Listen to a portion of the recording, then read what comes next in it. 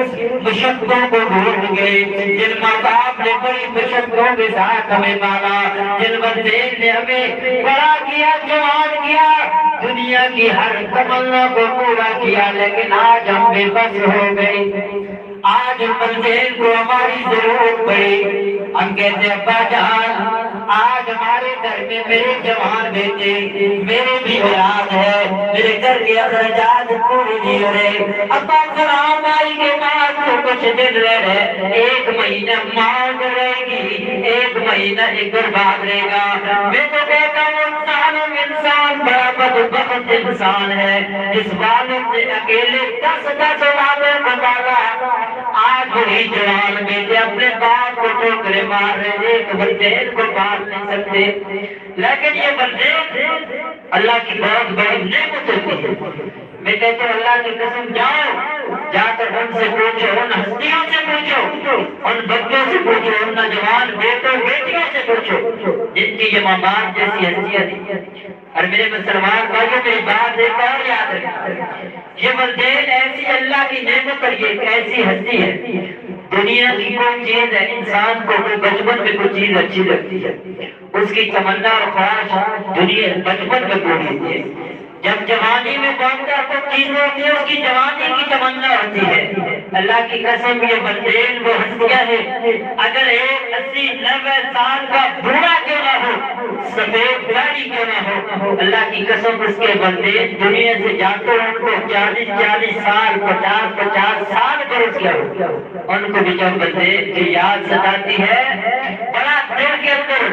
بڑا دکھ اور درد پیدا ہوتا ہے، اپنی ماں باپ کی یاد ان کو بھی ستاتی ہے۔ اور جو دنیا کے اندر نوجوان ماں باپ زندہ ہے، اللہ نے یہ ہستیاں ان کو دی، اللہ نے کہا میں نے تیری ماں کے قدموں میں جنت رکھ دی، تیرے باپ کو جنت کا دروازہ بنا دیا، لیکن ان نعمتوں کی قدر آیا ادھر سے اولاد کی خواہشیں پوری کر رہا ہے، ادھر سے بیوی کی تمنا اور خواہشیں پوری کر رہا ہے، اپنی من مرضی کی زندگیاں گزار رہا ہے۔ اگر بھائی کہے، اگر اولاد کہے ابا جان مجھے فلاں چیز لے کے دیجیے، کہے گا آپ کے لیے تو کماتا ہوں، بیوی کی ہر خواہش تمنا پوری کرے گا، لیکن بوڑھے والدین سے حال تک نہیں پوچھے گا۔ کیا فائدہ جب دنیا سے والدین چلے جائے، اس وقت لوگوں کے سامنے آنسو بہانے، اس وقت کیا کرو،